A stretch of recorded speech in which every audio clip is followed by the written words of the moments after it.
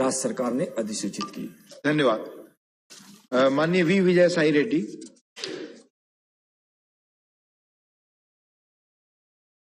The Honorable Minister, sir, the legal division of the assets valued 1,42,601 crore belonging to the institutions listed in Schedule 9 and Schedule 10 of AP Reorganization Act of the and also of the institutions not mentioned in the Act also has not happened so far.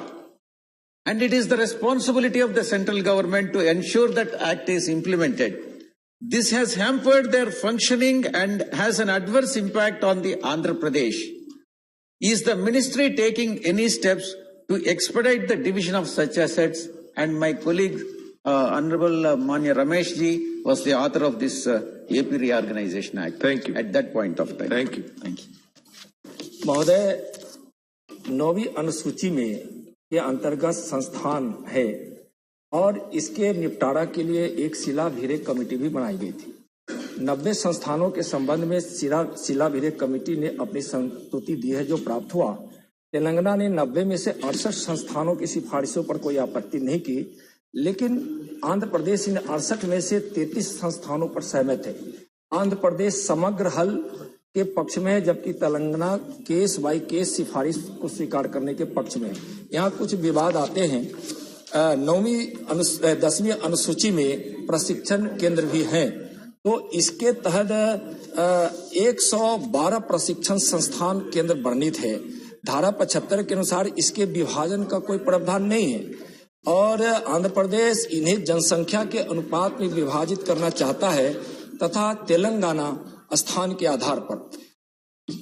Attorney general के अनुसार विभाजन का कोई प्रावधान नहीं है, लेकिन जो भी चाहे 10वीं अनुसूची हो, 9वीं अनुसूची हो, चाहे इसके अलावे भी जो भी संस्थान या इकाइयां हो, उसका समाधान के लिए मंत्रालय, गृह मंत्रालय बार बार यहाँ से निर्देश देते हैं कि आपसी सहमति बनाई जाए।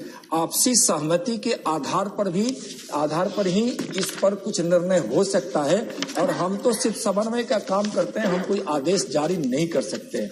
हम कुछ सुझाव आते हैं या कुछ दोनों राज्यों की तरफ से कुछ बातें आती है तो उसको गृह मंत्रालय कोऑर्डिनेट करके दोनों स्टेट के सामने रखती है। जहां तक मैं इसलिए केंद्र सरकार की जो चिंता है, पुनर्गठन के बाद आंध्र राज्य को 2014 के उपरांत भारत सरकार द्वारा कुल 65,730 करोड़ की राशि जारी की गई और पुनर्गठन के बाद तेलंगाना राज्य को 2,385 करोड़ की राशि जारी की गई, जो विभिन्न संस्थाओं और राजधानी शहर की सहायता, सिंचाई परियोजनाओं से लेकर कई तरह के राजस्व घाटों के अनुदान के मामलों में भी और जो पिछड़े राज्य हैं उसको भी प्रत्येक वर्ष हम उसके विकास के लिए देते हैं। इस प्रकार से प्रयास होता है, लेकिन हम समन्वय का ही काम करते हैं। धन्यवाद।